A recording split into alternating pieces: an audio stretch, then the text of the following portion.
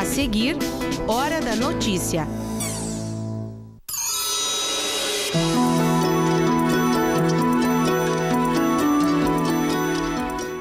Uma doença neurológica que não tem cura e a causa ainda é desconhecida. Hoje nós vamos falar sobre esclerose múltipla. Especialistas em direito do consumidor de todo o Rio Grande do Sul estiveram na UPF para o primeiro encontro estadual de balcões do consumidor. Apresentação de música erudita neste fim de semana em Passo Fundo. No quadro Acorde, a gente mostra a proposta do recital de inverno. E ainda na série de reportagens, logo ali, um local para lembrar a história do cantor e compositor José Mendes. Nossa equipe foi até a cidade de Esmeralda.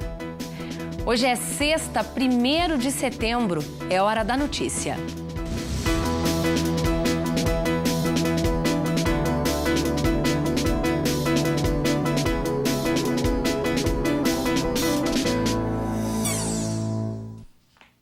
A garantia dos direitos de quem compra reuniu na UPF especialistas em direito do consumidor de todo o Rio Grande do Sul.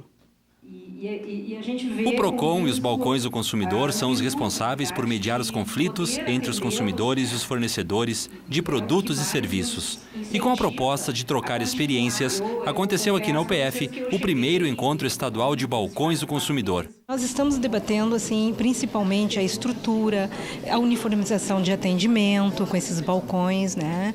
Porque o balcão do consumidor, ele é uma prática acadêmica, né? Ele propicia ao aluno do curso de Direito uma prática em atender o consumidor e, ao mesmo tempo, está, então, atendendo a um preceito constitucional, que é a defesa do consumidor como um braço do Estado. Além de palestras, a atividade contou com um debate sobre as ações que vêm sendo desenvolvidas pelos balcões do consumidor. Além disso, uma das questões levantadas foi a criação de novos balcões.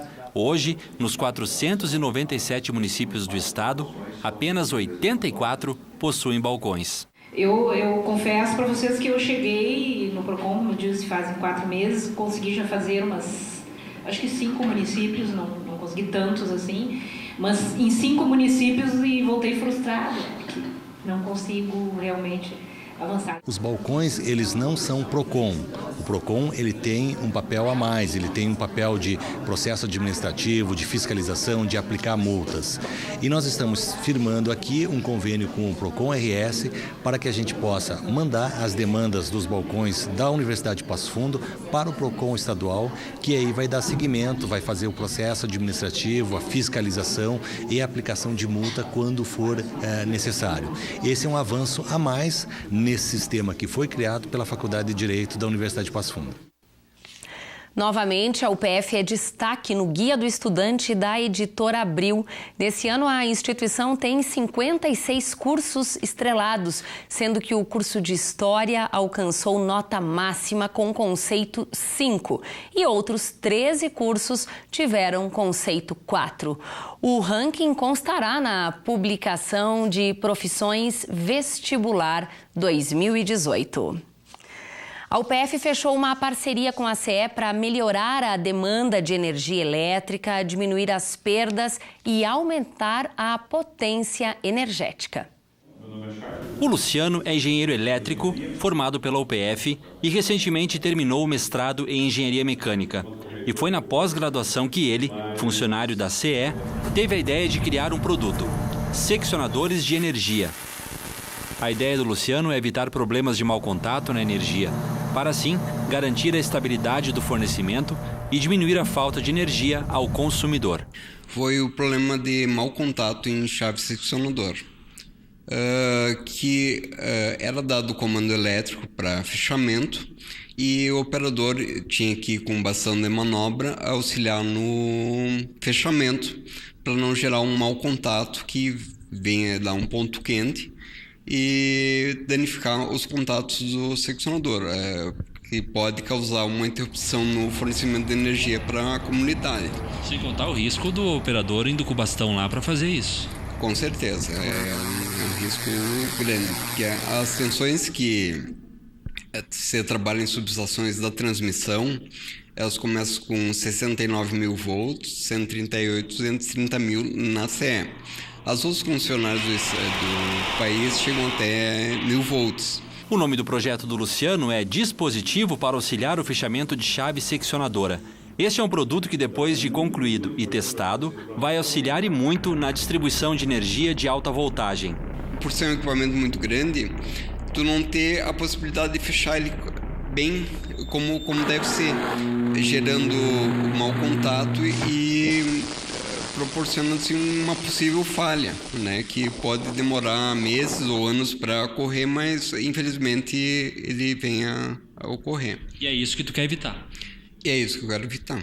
É uma espécie de ganha-ganha. A universidade ganha com pesquisa, ela traz para o seu portfólio também um conhecimento e para nós, Companhia de Energia Elétrica, vai trazer também uma eficiência e segurança no sistema elétrico. O UPF Park vai oferecer a estrutura e ajudar na pesquisa do Luciano.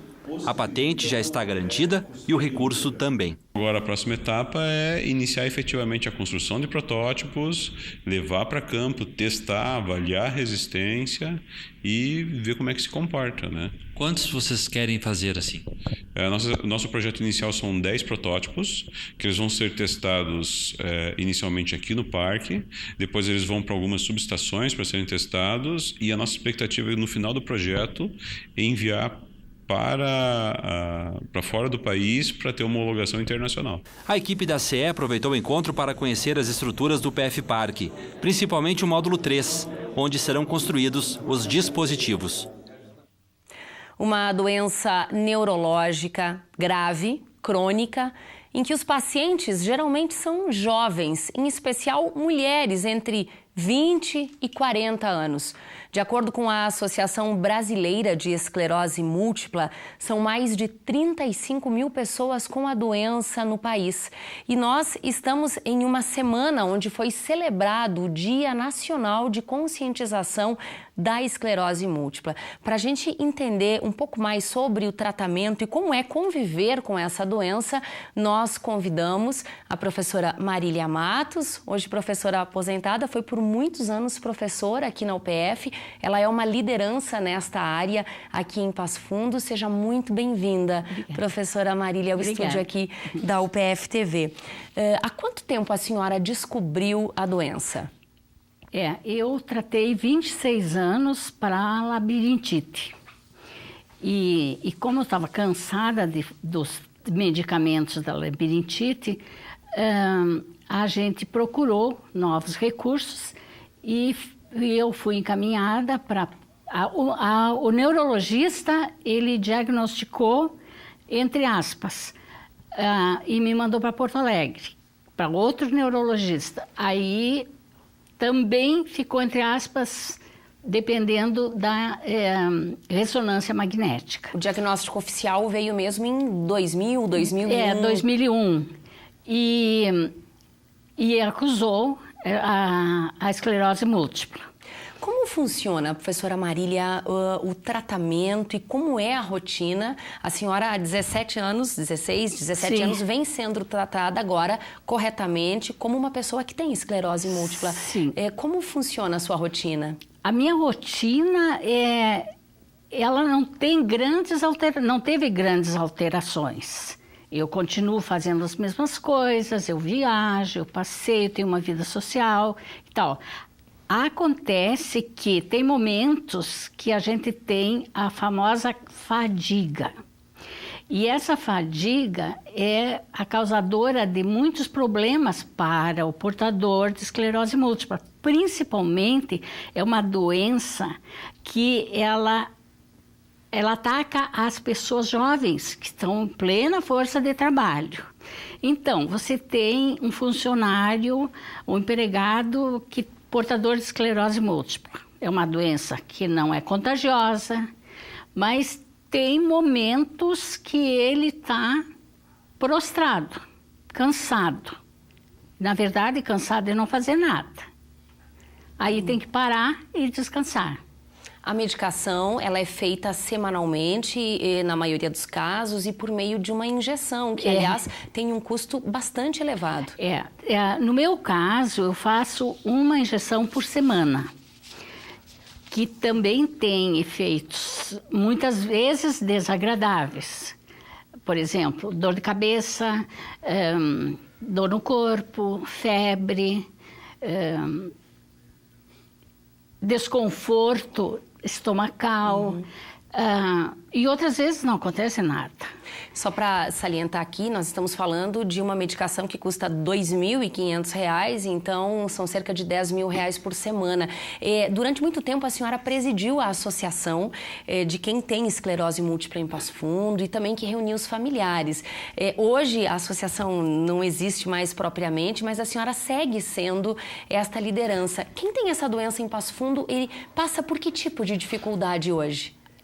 A dificuldade é a seguinte: o médico com o diagnóstico de esclerose múltipla, ele dá um atestado para o paciente recorrer ao Estado para conseguir a medicação, porque o valor é impagável.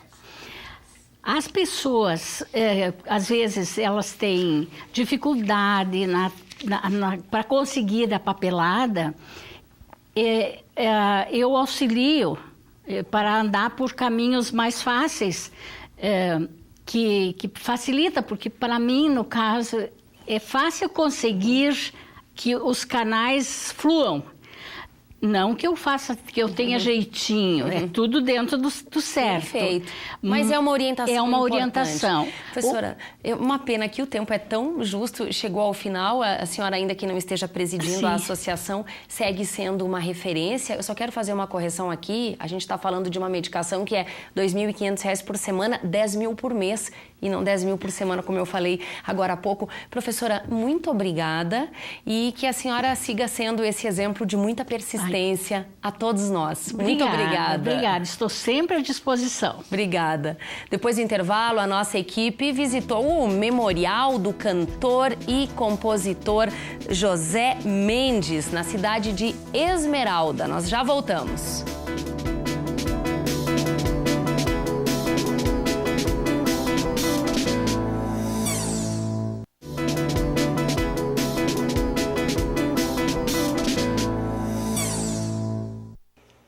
Morreu na noite desta quinta-feira um homem importante na história da comunicação de Passo Fundo. Paulo Giongo, com 89 anos, estava internado desde a semana passada no Hospital São Vicente de Paulo. Giongo era farmacêutico e advogado. Nos anos 50 fez parte do movimento pela fundação da UPF. Foi criador, autor de peças e diretor do grupo de teatro amador De Lourdes Caminha. Comunicador de televisão, principalmente, também de rádio, jornais, desempenhou muitas outras atividades, entre elas a de professor aqui na Faculdade de Direito da UPF. Sua última entrevista foi para a UPF TV para compartilhar um pouco da sua trajetória. O corpo de Paulo Giongo está sendo velado na Capela Esmeralda do Memorial Veracruz. O sepultamento será hoje às 5 horas da tarde no cemitério da Veracruz. A jornada de literatura está próxima, mas desde agosto ela já ocupa os espaços escolares. Nós vamos acompanhar um pouco da preparação da escola Volmar Salton para uma estação literária que acontece na escola amanhã. Os monstros tomaram conta dessa turminha do primeiro ano da Escola Municipal Volmar Salton de Passo Fundo. Mas não há o que assuste a imaginação dessas crianças, que com a ajuda da professora fizeram a leitura de Condomínio dos Monstros, do escritor Alexandre Castro, e de outras obras que preparam os pequenos para a jornadinha de literatura. A gente teve que inventar nós mesmos os monstros da gente, que a gente mesmo imaginava. E como é que ficou o teu monstro? Como que você fez ele? Bom, eu usei uma caixa de leite, papel, tinta, canetinha e pregos. E ficou bonito. Que monstro é esse? Frankenstein. Eu usei tecido, essas estrelinhas, caneta e lã pra fazer o cabelo. E Foi legal a atividade? Foi muito legal. A gente fez muitas coisas legais. A gente aprendeu como fazer um monstro pra gente, sempre quando a gente quiser. O entusiasmo aqui é de quem gosta e também de quem é estimulado a ler, imaginar e produzir histórias. E além das narrativas de monstros, os alunos também estão ensaiando uma canção que vai ser apresentada numa estação de leitura, que é uma atividade que antecede as jornadas literárias. Meu livrinho não vai ficar só na estante, pois é um dos mais brilhantes dos amigos que eu tenho. Esse grupo do 9º ano escolheu teatralizar uma história de terror de Edgar Allan Poe. Em produção, o figurino, o roteiro, as falas e a sonoplastia. E a gente pensou em apresentar ele, entendeu? E daí a gente criou figurino, cenário, um pouquinho de tudo. E a gente tentou fazer de uma forma assim que ficasse bem como o texto mesmo relata, né? E a poesia de Carlos Drummond de Andrade, que é um dos escritores homenageados da 16ª edição da jornada, foi estudada por muitas crianças do 5º ano. Eles trabalharam com a obra O Menino Drummond e estão se preparando para fazer um recital de poemas. Quero me casar, na noite ou na rua, no céu ou no mar. Eu adorei, os poemas são muito bons. Você já conhecia Drummond? Não, ainda não. Eu comecei a conhecer ele aqui na escola mesmo. A gente também estudou os livros do Condomínio dos Monstros, que daí a gente fez os monstros com materiais recicláveis. A gente fez um monte de trabalhos. Saudade da descoberta de cada passo, pois meu crescimento não foi fácil. Ainda guardo as lembranças da alma daquela criança. Foi bacana criar uma poesia? Sim. Por quê? Por causa que poesia expressa sentimentos, acontecimentos e é muito legal. E eu gosto de poesias e, pra mim, ler é uma coisa que nos ajuda a aprender cada vez mais. A energia por aqui é da educação literária. No próximo sábado será o dia de apresentar o resultado de tanta dedicação de alunos e professores na estação de leitura, que vai acontecer na escola pela parte da manhã. Nós nos preocupamos em fazer com que essas atividades aumentassem a aprendizagem e o conhecimento dos nossos alunos e fizessem também com que essa aprendizagem fosse mais prazerosa. Esse foi o nosso maior objetivo. Agora, então, durante toda essa semana, a gente está organizando esses trabalhos que já foram realizados há mais tempo para expor para toda a comunidade. Os nossos alunos são nota 10, eles estão envolvidos, eles participaram do Sabadão Literário, da quarta-feira monstruosa, onde a gente fez uma festa dos monstros, e eles estão ansiosos, assim como nós, para receber todas as escolas que virão até a nossa escola no sábado. E em outubro, eles já sabem, tem jornadas literárias em Passo Fundo. A leitura ensina muita coisa pra gente. E tá ansiosa pra jornadinha? Eu tô. É muito divertido, porque a gente pode fazer muitas coisas. Os livros dos autores já estão disponíveis na Biblioteca Municipal de Passo Fundo.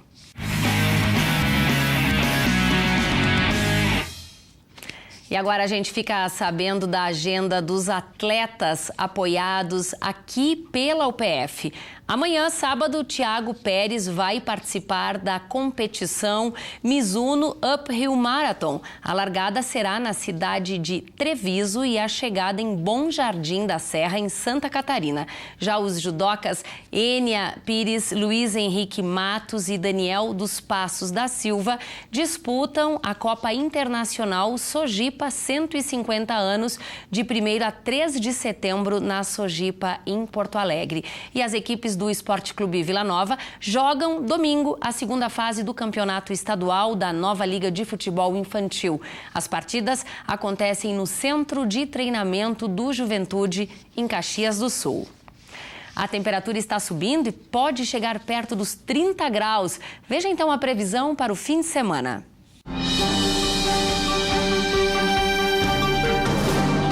Previsão do tempo marca bastante sol para o sábado. A mínima é de 13 e a máxima alcança os 30 graus. O domingo segue com tempo bom e temperaturas altas. A mínima é de 14 e a máxima alcança os 31 graus. desenvolver o gosto pelo canto lírico. Essa é a proposta do Recital de Inverno, que está na 2ª edição. Veja no acorde.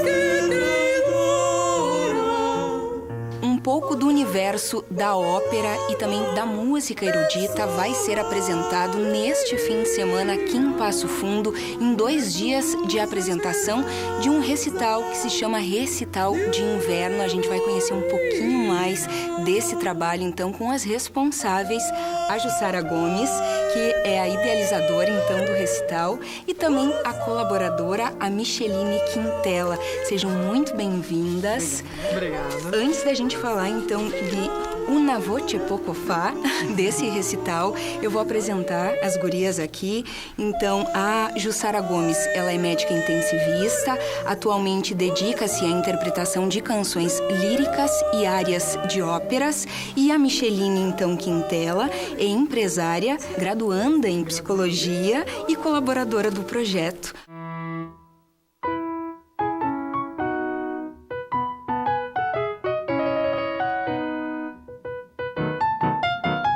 A ideia de fazer os recitais e de voltar a trazer o canto para essa cidade foi justamente essa, de dar uma repaginada, dar um banho, né, trazendo a música clássica de volta para a cidade. Passo Fundo sempre teve muito mais teatro, muito mais festivais de música, e isso ficou parado por um bom tempo. E o Una Voce Poco Fa vem da ideia de que uma andorinha só não faz verão, né? Então, eu, baseada e pensando nisso, a gente convidei alguns amigos, né? Como a Micheline, que é o meu segundo braço direito. O primeiro braço direito é o Eugênio, o braço esquerdo, Menegas, pianista dessa cidade. Exato. Mora agora em Florianópolis. Convidei a Ruth, que vem de Joaçaba, que é a nossa professora de canto e é soprano também, o Cassiano Forcellini, que é médico, o Luiz Carlos, que a gente convidou esse ano, que a gente descobriu, o Luiz Carlos esse ano, apesar de a gente saber que ele já está na estrada há mais tempo. No programa a gente tem áreas e alguns duetos que eu faço com os meus convidados. Pois é, 20 anos então de envolvimento com a música, foi praticamente por aí que você entrou nesse projeto. Então, eu moro no Rio Grande do Sul há 22 anos e há 22 anos então estudo música, né? Vim a Passo Fundo há 12 anos atrás.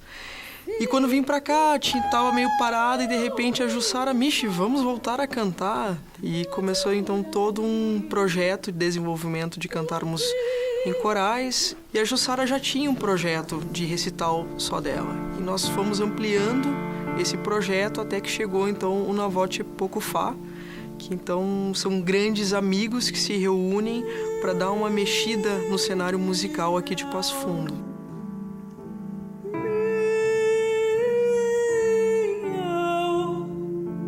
Tenho certeza que você ficou interessado, quer saber mais então desse recital de inverno que acontece em Passo Fundo neste fim de semana. Vamos ao serviço local. Então, o recital será realizado no Teatro Municipal Moço de Castro, que ficou maravilhosamente bonito e aconchegante. Sábado e domingo, às 19h30, no Teatro Moço de Castro. Os ingressos, eles estão na Alquimia Pet Shop, ou nesse telefone que vai aparecer para vocês no vídeo, ou ainda na Liga... Na Liga Feminina de Combate ao Câncer. Todos convidados, então. Todos convidados, contamos não percam. Com todo mundo lá. Excelente. Muito obrigada pela participação. Sucesso em mais esse projeto. Muito obrigada. Nós que agradecemos. O espaço. Imagina, nós que agradecemos mais uma vez. Bem, a gente vai ficando por aqui. Fica aquela dica, acorde para todas as formas de arte. Até a próxima semana.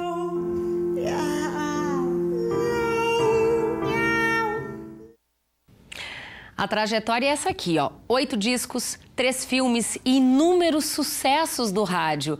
Para, Pedro, não aperta, Parício, adeus, Pampa querido, e vai embora, tristeza. São algumas das músicas de sucesso de José Mendes. E próximo a Passo Fundo, na cidade de Esmeralda, está o Memorial do Cantor. A gente foi visitar esse espaço e conta agora para você.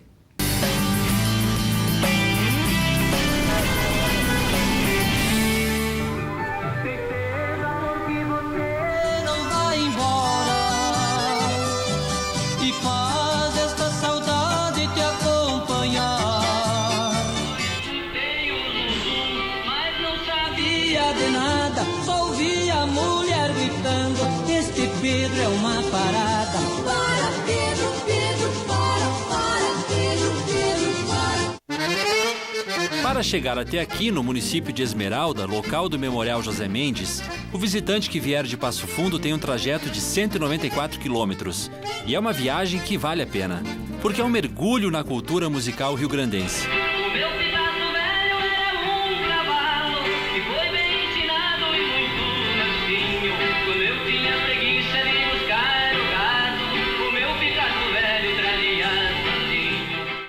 Patrimônio Histórico e Cultural do Rio Grande do Sul, este foi o primeiro memorial construído para um artista gaúcho aqui no estado. Depois desse, surgiram outros museus em homenagem a artistas rio-grandenses, como, por exemplo, o dos irmãos Bertucci, que está em Caxias do Sul, e também do Teixeirinha, aí em Passo Fundo, na Roselândia.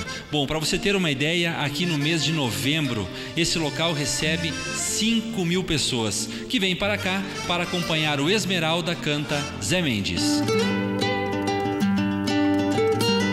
José Mendes nasceu no distrito de Machadinho, interior de Lagoa Vermelha, em 20 de abril de 1939. Aos 5 anos de idade, saiu da casa dos pais por determinação do juiz e foi morar com os tios na comunidade de Santa Terezinha, no interior de Esmeralda. O local exato onde ele cresceu ainda está aqui. O CTG dos bailes e cantorias também está de pé, embora outro, mais moderno, está sendo construído. E o Memorial do Cantor é um marco para esta comunidade.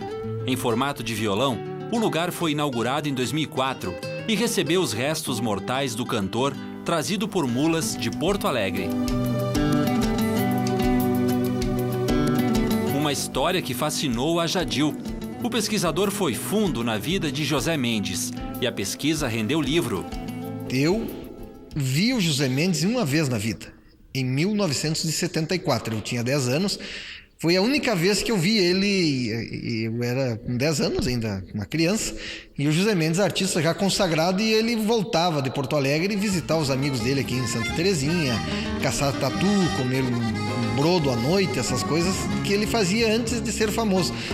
Depois que ficou famoso, não mudou nada na conduta dele. Ele sempre retornava visitar os amigos, era uma grande festa para ele e para os amigos, certamente, né? Gostava de futebol? Gostava de futebol. Inclusive, tem esse campo de futebol que está aqui do lado, se chama Esporte Clube José Mendes. Aqui em Esmeralda, José Mendes morou de 1944 a 1957. A trajetória musical começou em 1959, primeiro formando dupla e trio com amigos, para só então em 1962, com o primeiro disco gravado e o nome de Gaúcho Seresteiro, começar a viajar pelo sul do Brasil. E foi só em 1967, com o segundo disco e o primeiro assumindo o nome de José Mendes, que o cantor atinge o sucesso. A música Para Pedro toca nas rádios, no exterior e vira filme. Apagaram o lampião e a bagunça foi formada. As velhas se revoltaram e troca não é de nada. E o Pedro brigou com as velhas e deu uma peleia danada. O sucesso levou o simples e interiorano cantor ao status de celebridade. José Mendes foi capa da revista Contigo em 1968 e desfilou pela Escola de Samba Unidos de Vila Isabel em 1970. Vou embora, prenda minha, tenho muito que fazer. Um convite de Martinho da Vila. A partir daí, músicas como Não Aperta Parício, era só na base do apertão e a mulher reclamava baixinho. Não aperta Parício, não aperta Parício. numa festa. A prece, Vai Embora a Tristeza e tantas outras marcam a memória musical do Rio Grande do Sul. Tristeza porque você não vai embora. Então o que me levou a escrever sobre o José Mendes foi curiosidade de descobrir a vida de uma pessoa que aqui em Santa Terezinha, se eu te contar, tem pessoas aqui de Santa Terezinha que talvez nunca entraram aqui dentro. Porque o José Mendes não é nenhuma novidade, faz parte da vida deles, é do dia a dia. E é a Sandra quem cuida do acervo. As férias de verão, né? Então tem muita visitação, o pessoal vem, né? E como tem horário de verão, normalmente eu fecho às 5, mas eu fico aberto até mais tarde, porque vem muita gente mesmo, né? Além de conter objetos pessoais, aqui tem também presentes que José Mendes recebeu de amigos, como esta viola oferecida pela dupla Tonico e Tinoco. José Mendes morreu em um acidente de trânsito no dia 15 de fevereiro de 1974, com outras 3 pessoas, no trajeto entre Pelotas e Rio Grande. A caminhonete veraneio colidiu de frente com um ônibus. O cantor deixou esposa e um único filho, que hoje se apresenta como José Mendes Júnior. A trajetória do músico pobre que ficou rico e saiu do anonimato do interior de Esmeralda para o sucesso ainda encanta. Alô, minha linda Guanabara. Alô, meu Rio de Janeiro. Brasília, capital da nossa terra. Orgulho do povo brasileiro. O Hora da Notícia termina aqui. As principais reportagens dos últimos dias você confere no programa A Semana. Obrigada pela sua companhia, um ótimo fim de semana e até segunda.